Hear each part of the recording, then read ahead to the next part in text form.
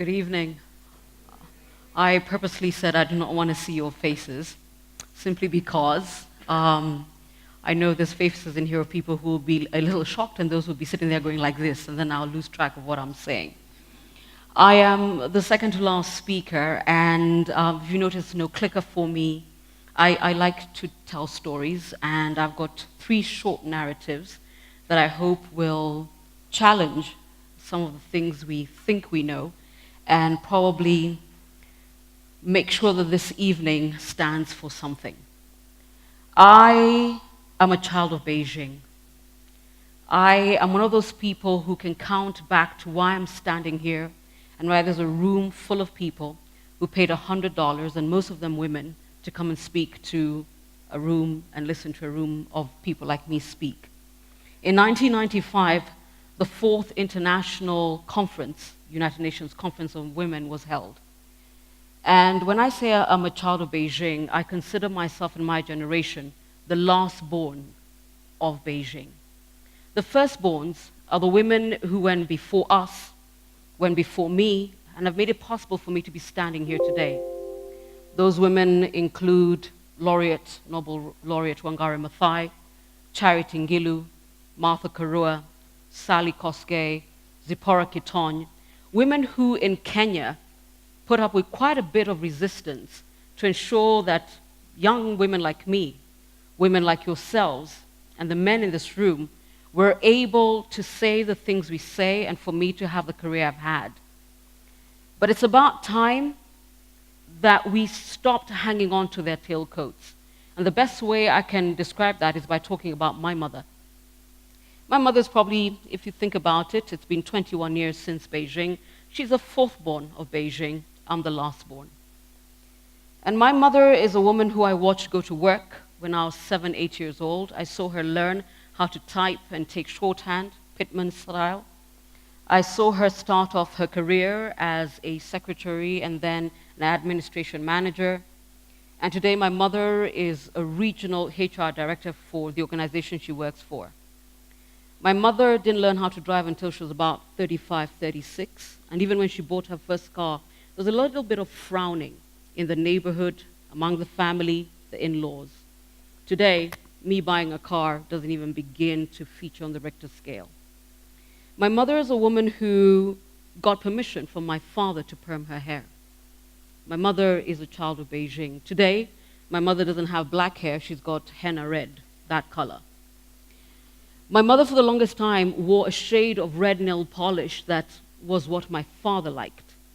Today, her nails are painted a different color, each and every one of them, because now she does manicures with my daughter. My mother went back to school at the age of 45, got a diploma, a higher diploma, and eventually a degree. Me being able to go to school, go to college, pursue I don't know how many other degrees was not even a thought. It was a done deal. And the only reason I talk about her and the women that went before us, and especially as African and Kenyan women in particular, is that it's about time we stop leaning in. And I'm very aware of the movement that Sheryl Sandberg started, but my friends, we've been leaning in. We're 45 degrees from the floor. If we lean in anymore, we will be flat. Okay? It's time to stand up. It's about time we stood up, stepped up to the opportunities presented to us, and took them. Because actually, the opportunities are there. They've been created for us, and especially for those of us in this room, for the last 21 years. And it's about time we woke up to that reality. The reality that leaning in is not going to cut it anymore. And also the reality that if we do not, as Njoki Dongo said, take our place at the table, I'm afraid that the opportunities will begin to shrink, and also the doors will begin to close. We owe it to our daughters and to our younger sisters to stop leaning in. Enough already. Hillary Clinton leaned in for 8 years of Barack Obama's presidency. Enough. It's about time we stood up and stepped up. I'm hoping I could come back to this very conversation as I wind up, but I want to tell you a different story. In 2011, I took a trip to Loitoktok with a team from AMREF, but this team was from Austria. And there, at the border of Kenya and Tanzania, it's Tanzania, not Tanzania, border of Kenya and Tanzania, facing Mount Kilimanjaro, I realized that feminists and men who were feminists actually existed. Allow me to explain. As the Maasai Morans offered us meat served on leaves, as they insisted that we start every discussion that we were there to have by praying towards a mountain, and finished every discussion by praying once again towards the mountain, I learned for the first time that in the Ma community that we were in Loitoktok, that they insisted on being in the same room to understand the issues of why do you want our girls to go to school, why can't we have that many children, and why don't you want FGM? Why do you want to stop early child marriages? And the conversations that have been organized by AMREF ensured that the person who was having the conversation with them was a woman, in this case, a young lady called Naiserian. They all called her Nice. And for these Morans who only spoke Ma, and it's Ma, not Maasai, she was their translator. So everything we said in English or Swahili, she told them in Ma. And then when they were done, they told us how amazed and wonderful they were about what she told them and why they implemented it. So my friends, long before Ryan Gosling told us that he was a feminist, long before George Clooney said he was a feminist, they were here on this continent and in this country. We just didn't have a name for them. Pack Loitoktok for a moment. Let's go to Samburu. I supported a charity called Samburu Women's Trust a couple of years ago. It's because I caught a story on the news about fathers in particular who did one of two things. The slogan was, I support my daughter. I support my daughter to go to school. I support my daughter to actually go as far as she can go. But in Laikipia, a different conversation was happening. If literally the only reason you do not value your daughter's education is because you feel and believe that if you sold her off as a bride, you'd get cattle, a politician in the area actually offered these same men cattle to send their children to school, especially their good daughters. And I usually say what I learned from being outside Nairobi is that cultural problems need cultural solutions, political problems need political solutions. Loitoktok, Samburu. And it's not just Kenya. The young lady from Pakistan, her name is Malala. When we hear her story, we tend to remember the men who shot her, and we forget about her father. The man who ensured and told her you will go to school, and who goes everywhere with her around the world, her consistent guardian angel, and her biggest cheerleader. But maybe Loitoktok doesn't bring it home about these feminists who exist and don't have fancy names, and don't have big titles, and don't get celebrated in Marie Claire, like John Legend and Barack Obama, but they're there. The other one is my own father. You know, I always tell people who know me very well that the reason I talk more about my mom than my dad is that my dad, bless him, but in his world I can do no wrong. So I usually tell him, Dad, you have no use to me. You never criticize anything. And he's like, it's okay, princess. What do you want to do? Let me explain this. If Facebook came up with a button that could do one click 100 likes, another click 500 likes, another click 1,000 likes, my dad would be the guy who clicks on the 1,000 likes 10 times. It didn't matter what I said. So long before Will Smith declared he was a feminist, my dad was there. It's just in Kenya and in Kamba, we don't have a word for it.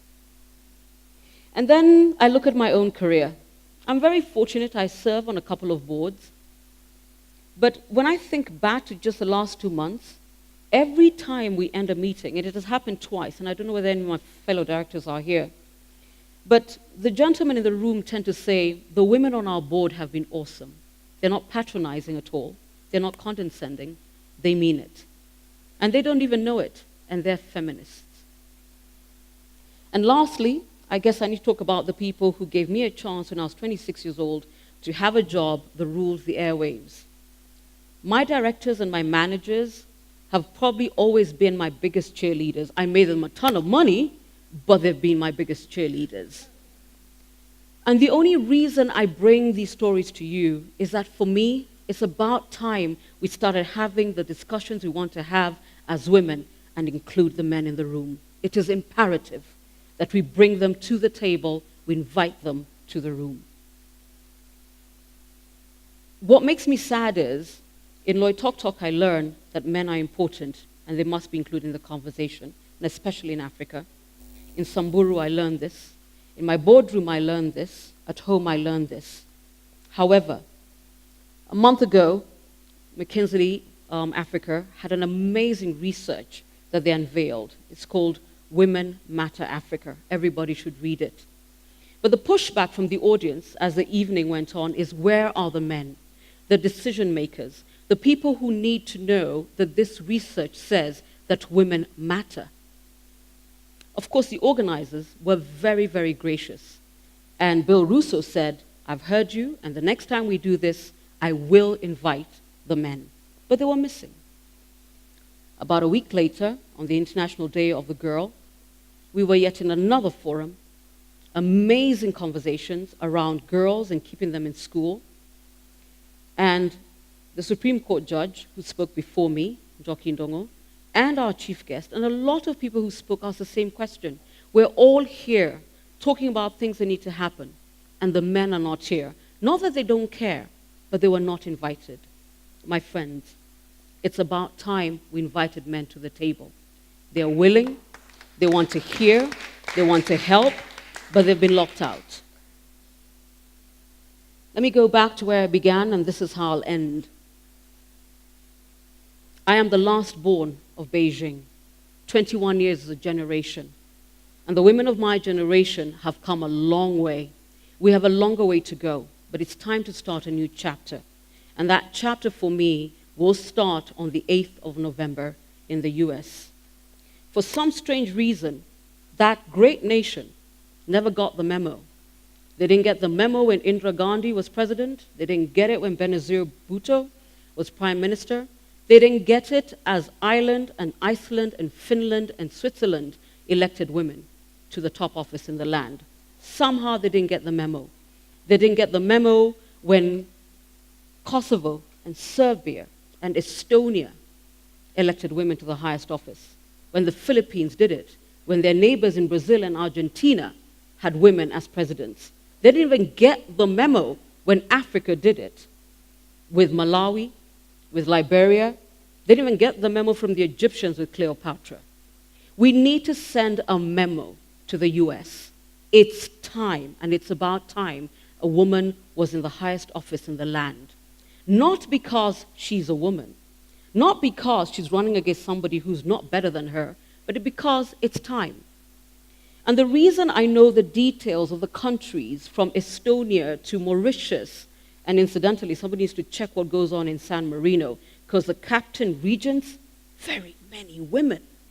Scary, literally. But it's a good thing. But for some strange reason, we all know that the US, for some reason, impacts the rest of our lives. But I want my daughter, who's 5.5 going on 15, with an opinion to boot.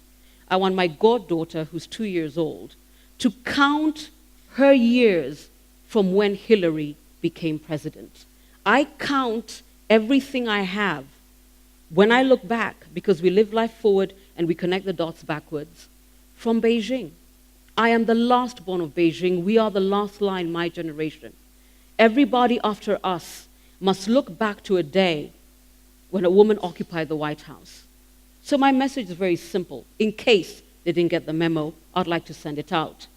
It's time for a woman to be in the White House. And on the 8th of November, we will be looking for that to happen. Simply because the world will never be the same again. The narrative we tell and the evolution of women and the conversations we have will never be the same again. My daughter's life at 5.5 will never be the same again. So my message to Secretary Hillary Clinton is when, not if, when you get to the White House. Make it good. Make it right. Not just because you can, but because it's about time. Thank you. Good night.